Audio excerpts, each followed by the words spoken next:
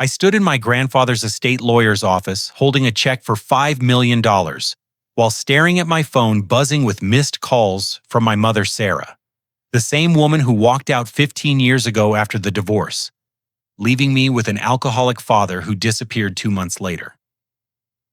The irony cut deep. The only family member who ever loved me unconditionally just died. Yet suddenly my parents were crawling back, claiming they deserved his inheritance, because family takes care of family. The memories flooded back as I sat in that sterile office, the check trembling in my hands. I was 13 when everything fell apart. My parents had been fighting for months, screaming matches that echoed through our small ranch house in suburban Portland. My mother, Sarah, worked as a real estate agent, always stressed about commission rates and difficult clients. My father, Marcus, was a construction foreman who came home covered in dust and reeking of beer, his temper shorter with each passing day. The final explosion happened on a Tuesday night in October. I was doing homework at the kitchen table when they started again, their voices rising from the living room like a thunderstorm, building momentum. Sarah accused Marcus of drinking away their mortgage payment. Marcus fired back that she spent more time showing houses than taking care of her own home. Their words became weapons, cutting deeper with each exchange. Then Sarah screamed something that froze my blood. I cannot handle carrying dead weight anymore. I am done being the only responsible adult in this house. Her heels clicked across the hardwood floor as she stormed toward the front door. I heard her car engine start, tires squealing as she peeled out of our driveway. Marcus stumbled into the kitchen beer bottle in hand, his eyes bloodshot and unfocused. "She will come back," he slurred, more to himself than to me. "She always comes back when she needs something." But days turned into weeks, and Sarah never returned. Marcus tried to maintain some semblance of normalcy, at first making me sandwiches for lunch and driving me to school in his battered pickup truck. But the drinking got worse. He would pass out on the couch most nights, still wearing his work clothes. I learned to cook simple meals, do my own laundry, and forge his signature on school permission slips. Our refrigerator grew emptier each week, as Marcus forgot to grocery shop, spending what little money remained on cheap whiskey and cases of beer. Then came the morning I found his note. I woke up for school and called for him, but the house felt different, hollow and abandoned. On the kitchen counter, weighted down by an empty bottle, was a piece of paper torn from a legal pad. His handwriting was shaky, probably written while drunk. "Jasper, I am starting fresh in Colorado. Cannot drag a kid into my mess. You deserve better than what I can give you. Your grandfather George will take good care of you. I am sorry." The refrigerator was completely empty. His closet had been cleaned out. His truck was gone from the driveway. At 13 years old, I sat alone in that house, holding a note that confirmed what I already suspected. I was completely and utterly abandoned by the two people who were supposed to love me most. Social services arrived 3 days later when my school reported my absence. The caseworker was a tired woman named Janet, who spoke in gentle tones about temporary placement and family reunification plans. But there was no family left to reunify with. Sarah had vanished without leaving a forwarding address. Marcus had disappeared into the vastness of Colorado. That afternoon, Janet made a phone call that changed my life. George Sullivan. My father's estranged father lived 8 hours away in Oregon, where he owned a small restaurant. They had not spoken in 5 years due to Marcus's drinking problems, but when George learned what happened, he dropped everything. He drove through the night to reach Portland, arriving at dawn with determination in his weathered face and love in his eyes. George was everything my father was not: reliable, sober, and genuinely interested in my well-being. He signed the guardianship papers without hesitation, loaded my belongings into his sensible sedan, and drove me to what would become my real home. During that long drive through the mountains, he told me stories about my grandmother Helen, who had passed away when I was 5. He spoke about their restaurant, the community they had built, and the dreams he had for expanding the business. But the most shocking revelation came 6 months later when I was helping George organize his office. I found a shoebox filled with letters and voice messages from Sarah. She had been contacting George regularly asking for money to help with her transition after the divorce. Not once in any of these communications did she ask about my health, my grades, or my emotional state. She wanted financial assistance, but showed zero interest in her abandoned son. George never told her where I was living or gave her his address. He protected me from her manipulation while quietly documenting every request she made.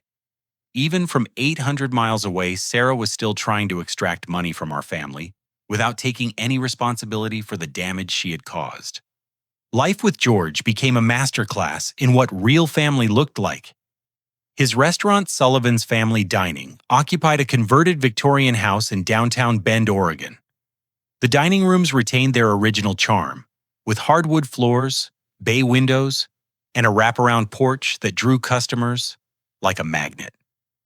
George had purchased the building 15 years earlier and transformed it into a local institution known for home-style cooking and genuine hospitality. Every morning at 5:30, George and I would arrive at the restaurant to begin prep work. He taught me to crack dozens of eggs without breaking a single yolk dice onions, with precision that would make a chef jealous, and calculate food costs down to the penny. These were not just restaurant skills. They were life lessons disguised as work training. George paid me fair wages for every hour I worked, treating me like a valuable employee, rather than free family labor. During slow afternoons, he would quiz me on business principles, profit margins, customer retention, inventory management, and employee satisfaction.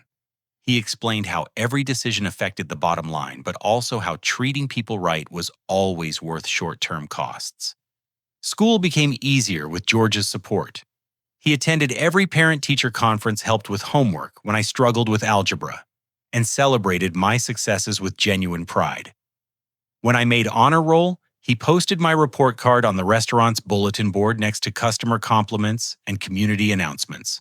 When I ran for student council president during my junior year, George closed the restaurant early so all his employees could attend my campaign speech.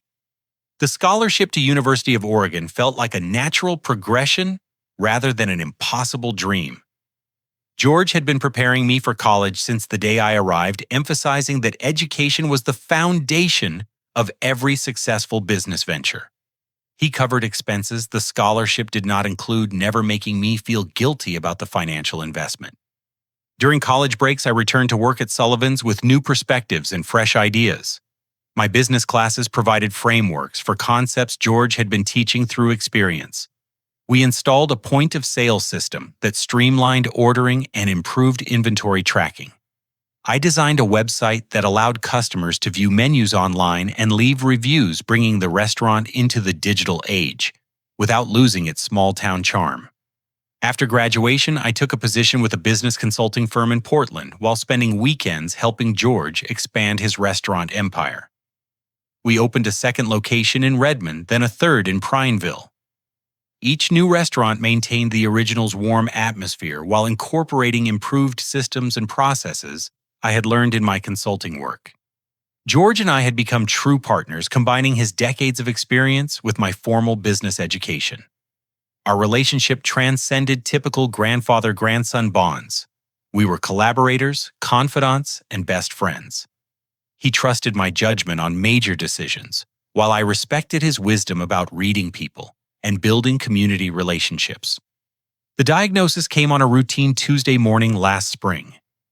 George had been experiencing stomach pain for weeks, but insisted it was nothing serious. Finally, his longtime physician, Dr. Martinez, convinced him to undergo comprehensive testing. Pancreatic cancer, stage 3, aggressive and unforgiving. George faced his illness with the same steady determination he brought to everything else. He researched treatment options, adjusted his diet, and continued working reduced hours at the restaurants. During chemotherapy sessions, he would review financial reports and plan future expansions, refusing to let cancer derail the business we had built together. But privately, George was making other preparations. He spent long hours with his attorney updating his will and creating detailed instructions for the restaurant's continued operation. He never discussed these meetings with me, preferring to focus our conversations on business strategy and treatment progress. The funeral service took place at Ben's largest church overflow crowds, spilling onto the sidewalk as hundreds of customers, employees, and community members gathered to honor George's memory. I delivered the eulogy, sharing stories about his generosity, wisdom, and unwavering commitment to family. Not just biological family, but the chosen family he created through genuine care and consistent presence. After the service, as mourners slowly dispersed into the parking lot, I noticed two figures lingering near the edge of the crowd. They stood beside a rental car, watching from a distance, but making no effort to approach or pay their respects. My stomach dropped as I recognized them after 15 years of absence. Sarah and Marcus, my parents, already circling like vultures around George's death. 3 days after we buried George, my phone rang while I was reviewing restaurant schedules in his old office. The caller ID displayed a number I did not recognize, but the voice was unmistakably familiar, despite 15 years of silence. "Jasper, sweetheart, this is your mother." Sarah's voice carried practiced emotion, carefully modulated to convey both sorrow and hope. "I heard about George's passing and my heart just breaks for you. I know how close you two were, and I can only imagine how overwhelmed you must be feeling right now." The word sweetheart hit me like a physical blow. She had forfeited any right to use endearing terms when she walked out of my life at 13. But I remained silent, letting her continue her rehearsed speech. "I have been thinking about you constantly over the years." She continued, her voice gaining confidence as I failed to hang up. "I made terrible mistakes during the divorce, and I have regretted leaving you behind every single day since then. I was young and scared and completely unprepared for the responsibilities of motherhood. But I have grown so much, Jasper. I have learned from my errors, and I want nothing more than to rebuild our relationship." Sarah paused, waiting for some response, but I remained quiet. After a moment, she shifted tactics. "I know this timing might seem suspicious, calling so soon after George's funeral, but losing him made me realize how fragile family connections really are. Life is too short to let pride and past mistakes keep us apart. I want to be the mother I should have been 15 years ago." When I finally spoke, my voice was steady and controlled. "What exactly do you want from me, Sarah?" The question caught her off guard. She had expected emotion, anger, tears, or desperate relief at hearing from her. Instead, my clinical tone forced her to abandon her carefully prepared script. "I want to see you," she said quickly. "I want to meet the incredible man you have become. I want to share stories about your childhood that you might not remember. I want to be part of your life again if you will let me." "And what else?" I pressed, sensing there was more to this sudden maternal awakening. Sarah's pause stretched too long, revealing her true motivations. "Well, I know George left you significant responsibilities with the restaurants and everything. I thought maybe I could help somehow. I do have experience in real estate and I understand business operations. Maybe I could assist with property management or expansion planning." There it was, the real reason for her call. She had heard about the inheritance through some channel and positioned herself as a helpful family member rather than an opportunistic stranger. Before I could respond, she rushed to add legitimacy to her offer. "I am not asking for anything, Jasper. I just want to contribute to prove that I have changed and that I deserve a place in your life again." The conversation ended with my agreement to consider meeting her, though I had no intention of following through, but Sarah was only the beginning. 2 days later, Marcus appeared at my apartment complex. I was carrying groceries from my car when a weathered pickup truck pulled into the visitor parking area. The man who stepped out looked like a broken version of the father I remembered. Marcus had aged hard over the past 15 years. His hair was completely gray, his face lined with deep wrinkles, and his clothes hung loose on his diminished frame. "Well, hello, son," he said, his voice rough from years of smoking and drinking. "I know this is unexpected, but I needed to see you. When I heard about Dad's death, I realized I had waited too long to make things right." Marcus looked genuinely nervous, shifting his weight from foot to foot, like a schoolboy facing the principal. Unlike Sarah's polished phone performance, his approach seemed more authentic, which made it somehow more dangerous. "I know I screwed up," he continued, his eyes not quite meeting mine. "Leaving you the way I did was the worst thing I ever did in my life. There is not a day that goes by when I do not think about that choice and wish I could take it back." He gestured toward the truck, and I noticed movement in the cab. A woman with shoulder-length brown hair sat in the passenger seat, and two small faces peered through the rear window. "I want you to meet my family," Marcus said with something approaching pride. "My wife Lisa and our kids Emma and Tyler. They are 8 and 6 years old, and they are so excited to meet their big brother. I have told them so many stories about you over the years." The revelation that I had half-siblings created a complicated knot in my chest. These children were innocent victims of Marcus's choices, just as I had been. But they were also potential tools for manipulation, and I could already see how Marcus might use them to generate sympathy and obligation. "Lisa is battling some health issues." Marcus continued, his voice dropping to convey appropriate seriousness. "Cancer treatments are expensive even with insurance, and my construction business has been struggling with the economy. I am not asking for charity, Jasper. I am asking for a chance to prove that I am not the same man who abandoned you 15 years ago." As Marcus spoke, I studied his face for signs of deception. His hands trembled slightly, possibly from nervousness, possibly from alcohol withdrawal. His eyes were clearer than I remembered, but years of hard living had left their mark. Most telling was the way he kept glancing toward his truck as if drawing strength from the presence of his new family. "I heard Dad left you the restaurants," he said, trying to sound casual. "That is incredible, son. He always believed in you more than he believed in me. And it turns out he was right. You have built something amazing with those places." Marcus paused, then took a step closer. "I know I have no right to ask for anything after what I did, but these kids are your blood, Jasper. Emma and Tyler are smart and funny and full of life. They deserve every opportunity to succeed just like you did. I am not asking you to take care of me. I am asking you to help your little brother and sister have the chances I never gave you." The manipulation was subtle but effective.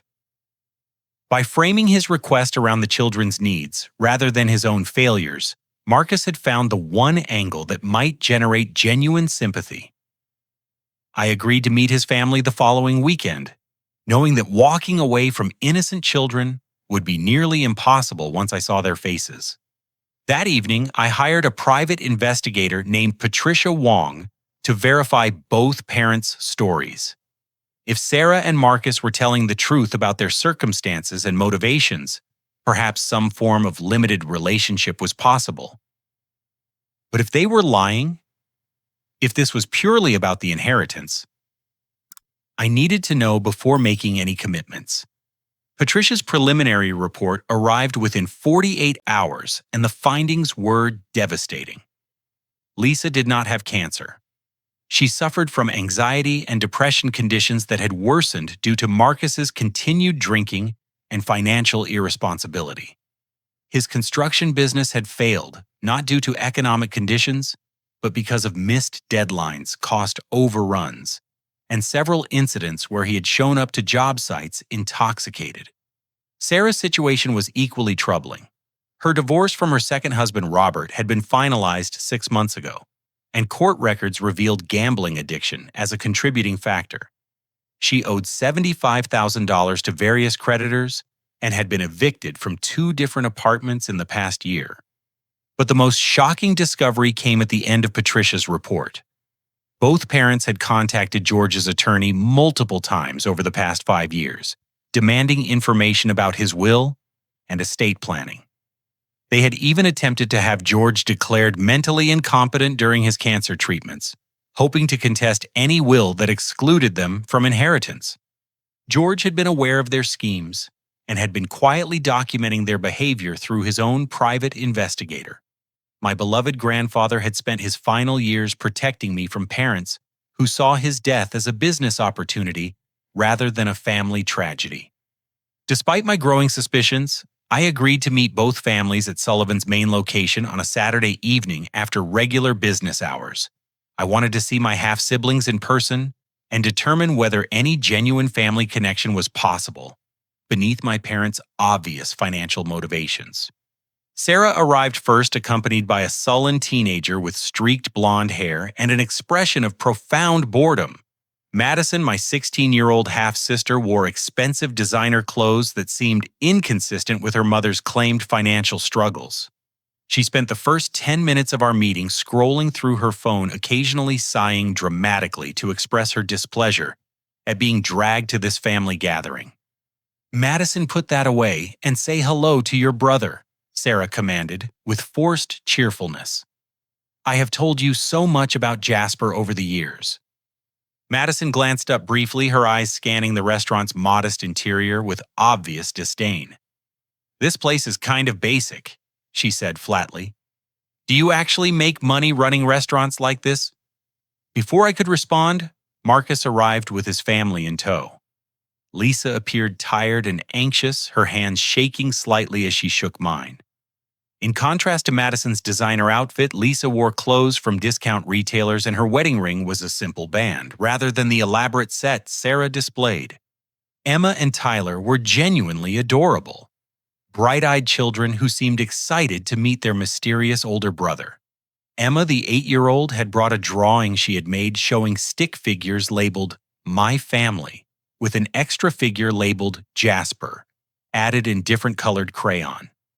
"I drew you really tall because Daddy said you are a grown-up," Emma explained seriously. "And I gave you a crown because Daddy said you live in a big house like a king." Tyler, the 6-year-old, was more direct. "Are you really rich? Daddy said you have lots and lots of money and could buy us anything we wanted." The children's innocent questions revealed how extensively Marcus had coached them about my financial situation. Rather than building genuine excitement about meeting their brother, he had focused their attention on what I could potentially provide for them. As we settled into a large booth in the restaurant's back dining room, both parents began presenting their carefully rehearsed cases. Sarah started with emotional manipulation, sharing selective memories from my childhood, and emphasizing the bond we had shared before the divorce complicated everything. "I remember how you used to help me bake cookies for your school bake sales," Sarah said with practiced nostalgia. "You were always so careful about measuring the ingredients exactly right. You had such an analytical mind even as a little boy." The memory was false. George was the one who had taught me precision in cooking long after Sarah had abandoned us. But correcting her would have revealed how little she actually knew about my childhood experiences. Marcus took a different approach, focusing on regret and redemption. "I know I cannot change the past, son, but I am a different man now than I was 15 years ago. Lisa and the kids have given me purpose, motivation to be better. I have been sober for 3 years, attending meetings regularly, and working hard to build a stable life for my family." Again, this contradicted Patricia's findings about his recent drinking incidents and business failures. But I remained silent, allowing both parents to dig deeper holes with their fabricated stories. The evening's tone shifted dramatically when they began discussing their financial requests. Sarah produced a folder containing detailed documents outlining Madison's college expenses, her own debt consolidation needs, and a business proposal for expanding my restaurant chain into the Seattle market using her real estate expertise. I have researched the Seattle restaurant scene extensively, Sarah explained, spreading papers across the table while Madison continued texting. There are prime locations available in neighborhoods that would be perfect for Sullivan's expansion. With my connections in real estate and your business acumen, we could create something incredible together.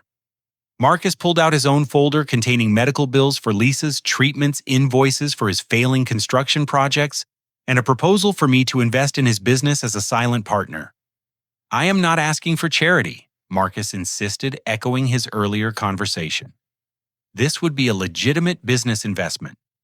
The construction industry in our area is booming, and with adequate capitalization, my company could secure major contracts that would benefit both of us. As they spoke, Sarah and Marcus began subtly competing with each other, each trying to present the most compelling case for why their financial needs should take priority. Old resentments from their marriage began surfacing in passive-aggressive comments and contradictory statements about past events. Well, if Marcus had been more responsible with money during our marriage, maybe none of us would be in these situations, Sarah muttered while organizing her papers. And that is rich, coming from someone who spent our mortgage payment on a weekend shopping trip to Portland. Marcus fired back, his voice rising slightly. Lisa shifted uncomfortably in her seat while their children watched this familiar dynamic with resignation. Emma and Tyler had clearly witnessed many arguments between adults fighting over money and blame. The breaking point came when Emma innocently asked, "Jasper, why won't you help Mommy feel better? Daddy said you could make her not sick anymore if you wanted to."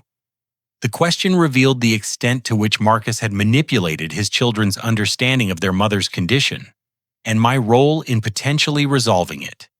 These innocent kids had been taught to see their brother as someone who was choosing not to help their family, rather than understanding the complex dynamics of adult relationships and financial responsibility. As the evening deteriorated into barely concealed arguments between my parents, my phone rang with a call from George's attorney. The timing seemed almost supernatural, as if George himself was intervening from beyond to protect me from this manipulative circus. "Jasper, I apologize for calling during your dinner," Richard Hoffman said, "but there have been some developments regarding your grandfather's estate that require immediate discussion.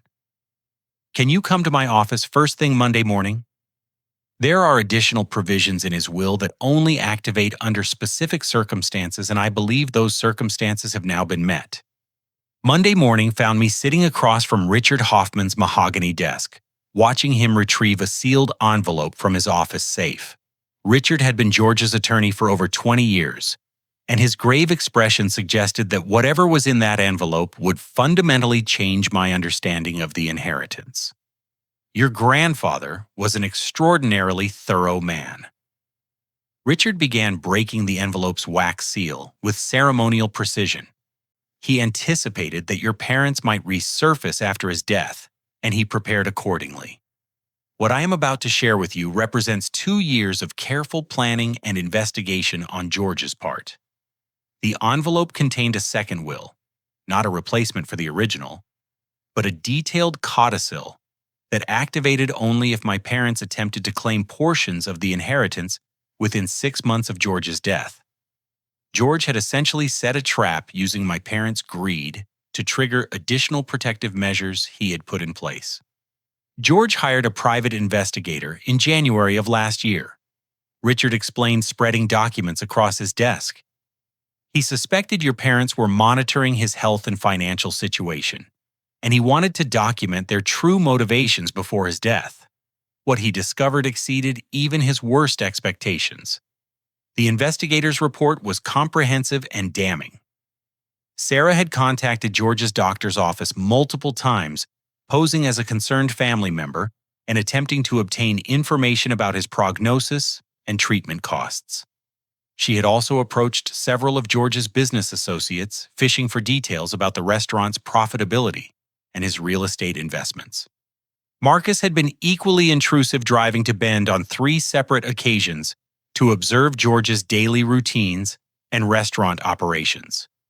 He had even applied for a construction permit to build a competing restaurant in the same neighborhood, clearly planning to capitalize on George's established customer base and reputation. But the most shocking revelation was their collaboration. Despite their obvious animosity toward each other, Sarah and Marcus had been coordinating their efforts for over a year. Phone records showed regular conversations between them, discussing strategies for approaching me after George's death and calculating how much money they could reasonably demand without seeming too greedy. "Your grandfather was heartbroken by these discoveries," Richard said quietly. He had hoped that parenthood might have changed them, that their new families might have taught them something about unconditional love and responsibility.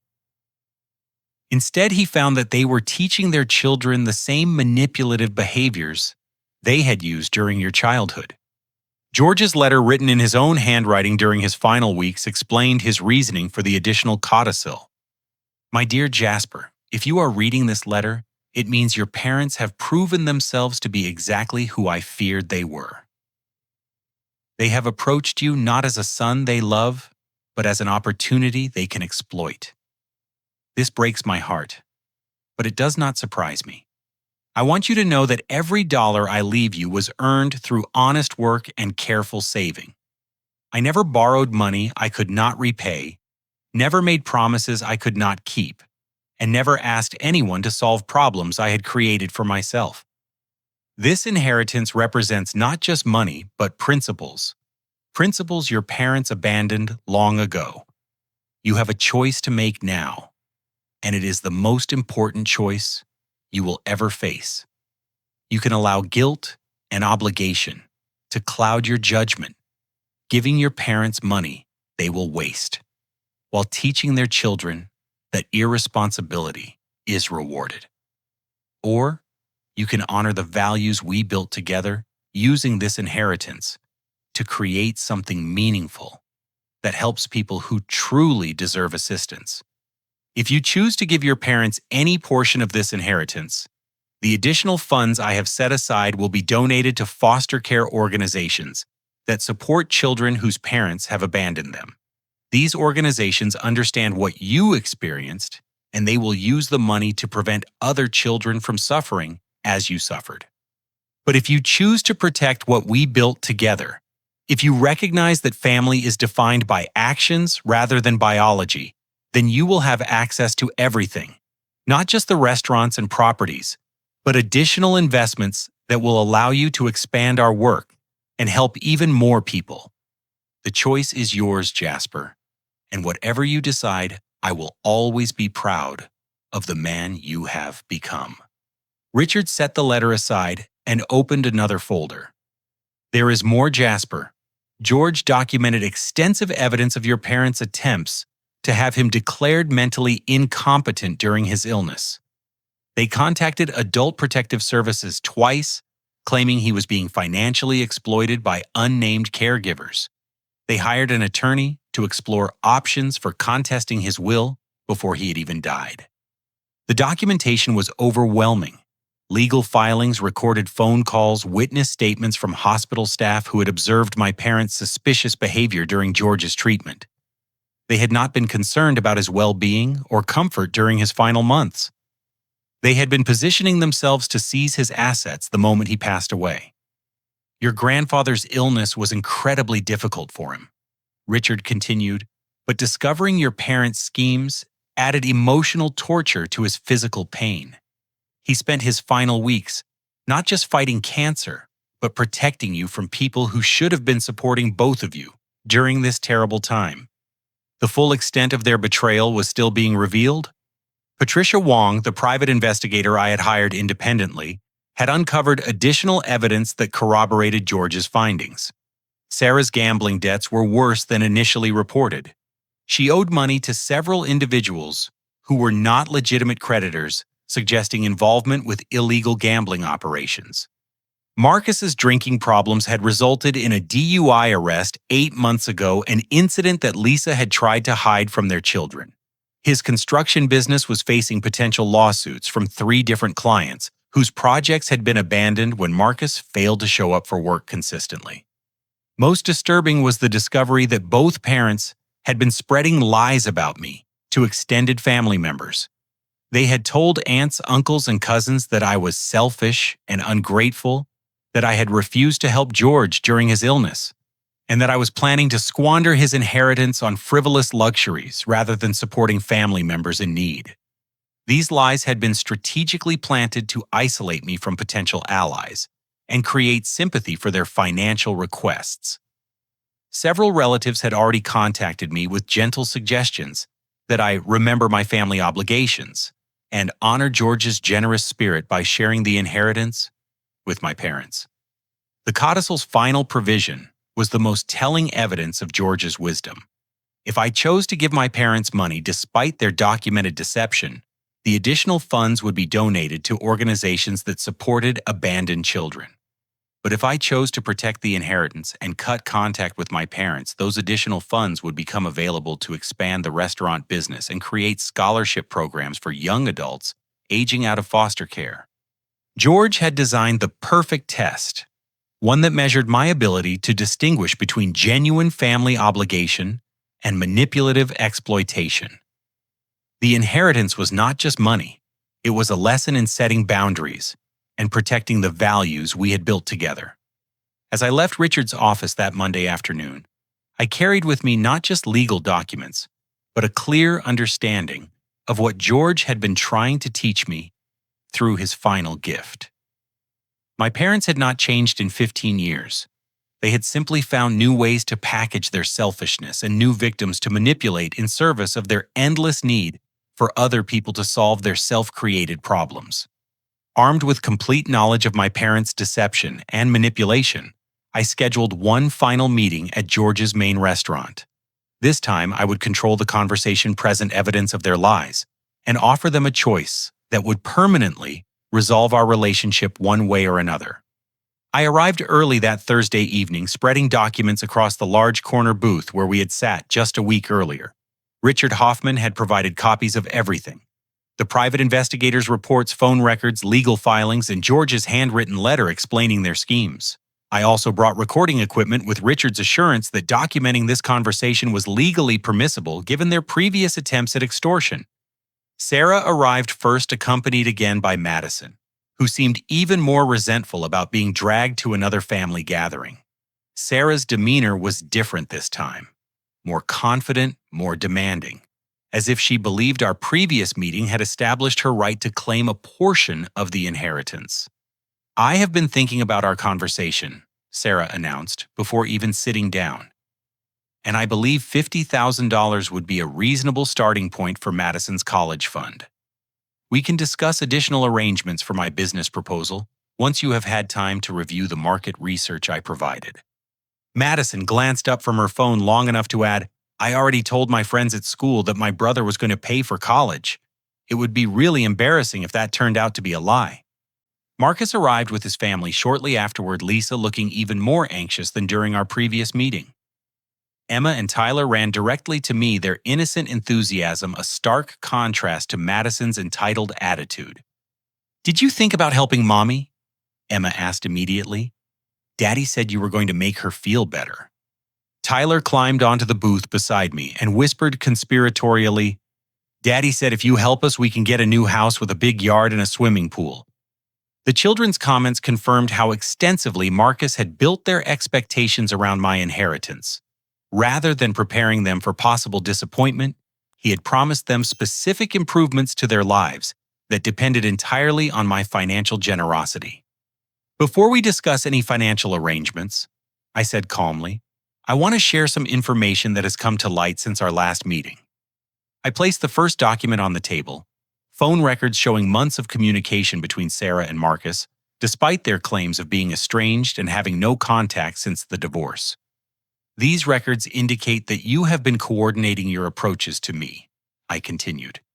"You have been planning this together, sharing information about my inheritance, and calculating how much money you could reasonably demand."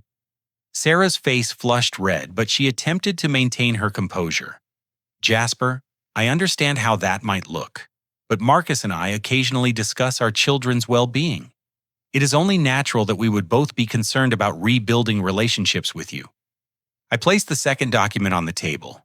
Evidence of Sarah's attempts to obtain information about George's medical condition and financial situation while he was still alive. This shows multiple attempts to contact George's doctor's office and business associates, fishing for information about his health and assets. You were not concerned about his well-being. You were calculating the timeline for his death and planning your inheritance claims.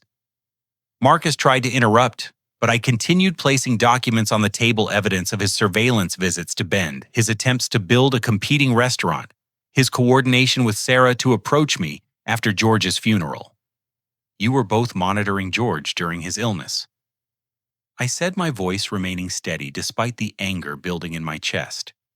Instead of offering support or companionship during his final months, you were positioning yourselves to profit from his death. Lisa began crying quietly, clearly, understanding for the first time the extent of Marcus's deception. The children looked confused and frightened as the adults around them grew increasingly tense. I placed George's letter on the table and read selected portions aloud, focusing on his heartbreak at discovering their schemes and his determination to protect me from their manipulation.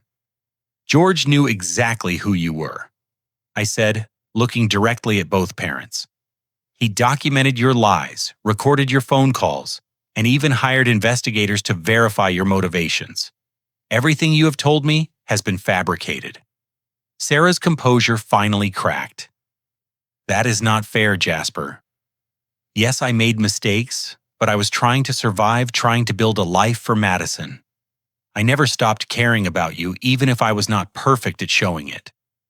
You gamble away thousands of dollars while claiming to be financially responsible, I replied, placing her credit card statements and casino records on the table.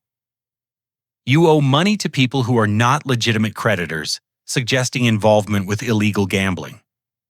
You have been evicted twice in the past year due to non-payment of rent. Marcus became defensive and angry. So what if I had some setbacks? Everyone makes mistakes, Jasper. I am trying to build something for my family, and I thought my son might want to help his little brother and sister have opportunities I never had.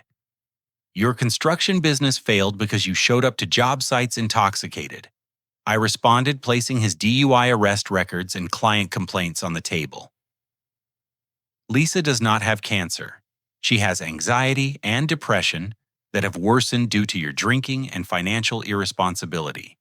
You coached your children to manipulate me emotionally by promising them things that depend entirely on my money. As the evidence accumulated, both parents began making increasingly desperate attempts to maintain their narratives. Sarah claimed the gambling was recreational and under control. Marcus insisted his drinking was in the past, and his business failures were due to unfair competition and economic conditions beyond his control. But the most damning evidence was yet to come. I placed documentation of their attempts to have George declared mentally incompetent on the table, along with records of their consultations with attorneys about contesting his will before he had even died. You tried to have George declared legally incompetent while he was fighting cancer, I said, my voice finally betraying some of the rage I felt. You hired lawyers to explore taking his assets away from him before he passed away. You were not just opportunistic, you were predatory toward a dying man who had shown me more love and care than either of you ever did. Lisa stood abruptly, gathering Emma and Tyler. I cannot listen to this anymore. Marcus, we are leaving. These children do not need to hear this. But Marcus was not ready to surrender his financial hopes. Fine, maybe we made some mistakes. Maybe we were not perfect. But those kids are still your blood, Jasper. Emma and Tyler did not do anything wrong. You would really punish innocent children because you are angry at their parents. It was the final manipulation, using the children as shields to generate guilt and obligation. But I was prepared for this tactic as well. I have established educational trusts for Madison, Emma, and Tyler, I announced. $50,000 each, managed by independent trustees, available only for legitimate educational expenses. Your children will have opportunities for college and vocational training, but you will never have access to those funds." Both parents were stunned into silence. They had expected either complete capitulation or total rejection, not a solution that protected the children while excluding the parents entirely. "As for both of you," I continued, "I am offering you a final choice. Accept $50,000 each as a one-time payment sign, legal agreements never to contact me again, and disappear from my life permanently, or receive nothing and face potential legal action for harassment, attempted fraud, and extortion." Sarah began crying, but her tears seemed calculated rather than genuine. "Jasper, please do not do this. We can work things out. Family should not abandon family." "You abandoned me 15 years ago," I replied. "You do not get to claim family loyalty when it becomes financially convenient." Marcus made one last desperate attempt. "What about our reputations? What about our standing in the community? If people find out about all this, it could ruin us." I placed a recording device on the table. "Everything you have said tonight has been recorded with legal permission. If you choose to reject my offer and continue harassing me, these recordings will be provided to local authorities and potentially to your employers and community members. The choice is entirely yours." The meeting ended with both parents reluctantly agreeing to consider my ultimatum. They had 24 hours to decide whether to accept the $50,000 payments and permanent separation or face the consequences of their manipulative behavior becoming public knowledge. The next morning brought decisive action and permanent resolution. Both Sarah and Marcus called Richard Hoffman's office within an hour of each other, accepting the $50,000 settlements in exchange for comprehensive no-contact agreements. The legal documents they signed included severe financial penalties for any future attempts to communicate with me, contact my businesses, or spread false information about our family situation. Richard scheduled the signing for that afternoon, with both parents required to appear separately to avoid any possibility of coordination or conflict. Sarah arrived first, accompanied by an attorney she had hastily hired to review the settlement terms. Her signature was grudging but final: $50,000 in exchange for permanent absence from my life. Marcus appeared 2 hours later looking defeated and aged beyond his years. He signed the documents without reading them thoroughly, clearly desperate for the money regardless of the conditions attached. As he prepared to leave Richard's office, he made one final attempt at emotional manipulation. "I hope someday you will understand that I was trying to be a better father to Emma and Tyler than I was to you. They deserve opportunities. Jasper and you were their best hope for a better future. They deserve parents who take responsibility for providing those opportunities," I replied. "The educational trusts will give them chances you never gave me. But those chances come with boundaries that protect them from learning your approach to solving problems." Within a week, both parents had cashed their settlement checks and begun making arrangements to leave Oregon. Sarah moved to Nevada, presumably to be closer to more extensive gambling opportunities. Marcus relocated his family to Montana, where his brother offered him work in a small construction company that specialized in ranch maintenance and repair. The restraining orders I filed became permanent court orders, legally prohibiting both parents from approaching my businesses, my home, or any property associated with George's estate. Violation of these orders would result in immediate arrest and forfeiture of their settlement money back to the estate. With my parents finally out of my life permanently, I turned my attention to fulfilling George's vision for the inheritance. The additional funds from his codicil became available, providing resources to expand Sullivan's family dining into a regional chain that emphasized not just good food, but community support and employee development. I hired Patricia Wong as the company's head of security and background investigations, ensuring that future employees and business partners met the same standards of integrity that George had maintained. We expanded to 12 locations across Oregon and Northern California each restaurant maintaining the original's warm atmosphere while incorporating modern business practices. The employee profit-sharing program I implemented ensured that everyone who contributed to our success shared in the financial rewards. Many of our longtime employees became small business owners themselves, using their profit-sharing distributions to purchase franchise rights or start complementary businesses. The George Sullivan Foundation, established with $2 million from the inheritance, focused specifically on supporting young adults aging out of foster care. We provided scholarships, job training, and mentorship programs for people who understood firsthand what it meant to create family from choice rather than biology. Through the foundation, I met Amanda Rodriguez, a social worker who specialized in helping teenagers transition from foster care to independent adulthood.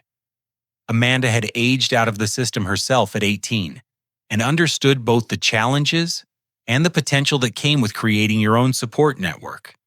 Our relationship developed slowly, built on shared values rather than physical attraction or convenience. Amanda appreciated that I understood the difference between biological family and chosen family, while I valued her commitment to helping people who had experienced abandonment and neglect. The educational trust for my half-siblings proved to be wise investments. Madison used her funds to attend community college and study graphic design, developing skills that led to a successful freelance career. Emma and Tyler both excelled academically with their trust funds, providing tutoring, music lessons, and enrichment activities that broadened their horizons beyond their parents' limited expectations. Most importantly, the children learned through their trust arrangements that educational achievement and personal responsibility led to expanded opportunities, while manipulation and entitlement led to restrictions and disappointment.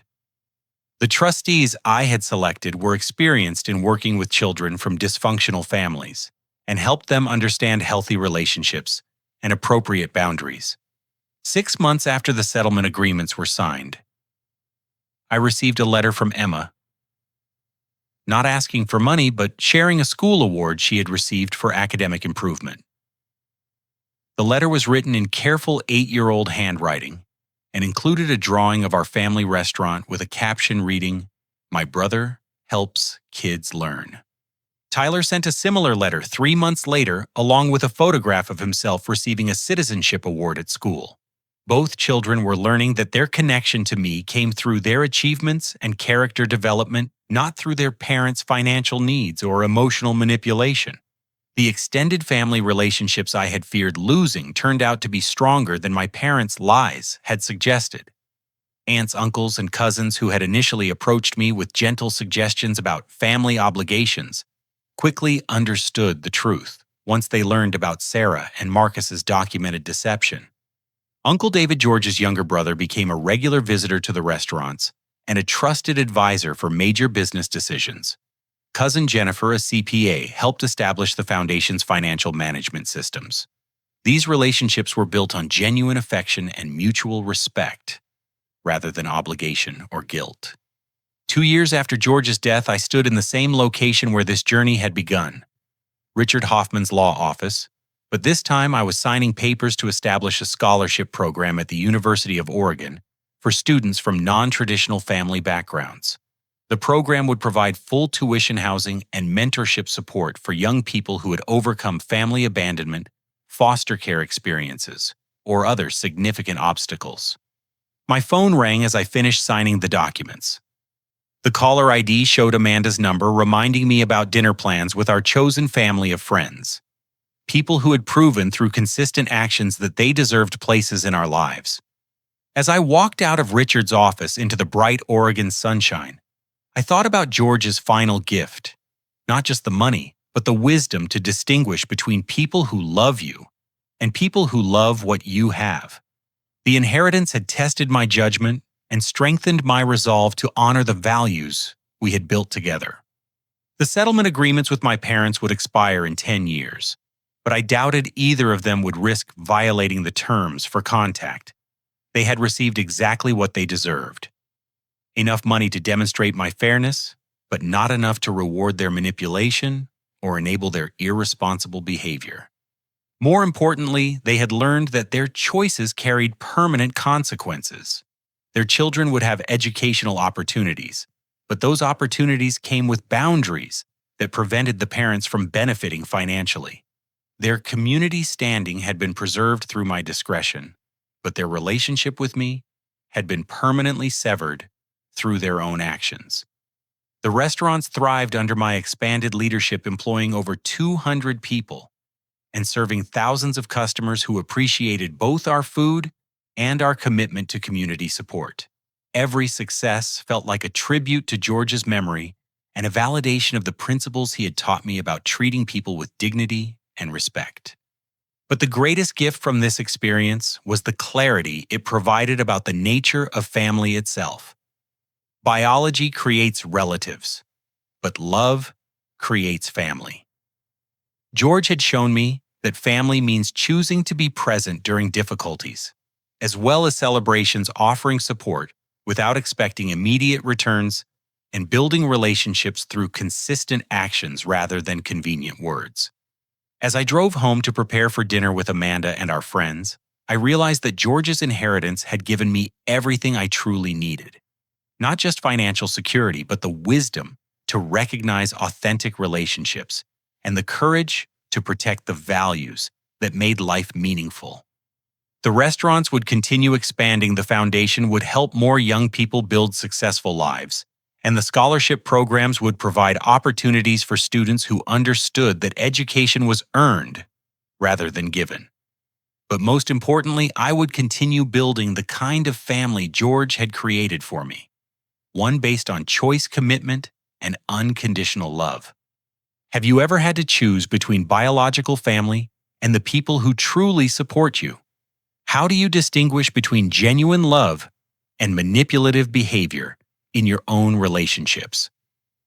If this story resonated with you, please take a moment to like this video, share it with someone who might need to hear this message, subscribe to the channel for more stories about overcoming family challenges, and leave a comment sharing your own experiences with setting healthy boundaries. Thank you for listening to my story, and I hope it helps you recognize the difference between people who deserve places in your life and people who simply demand them. Remember that you have the power to choose your family, and you deserve relationships built on respect, consistency, and genuine care.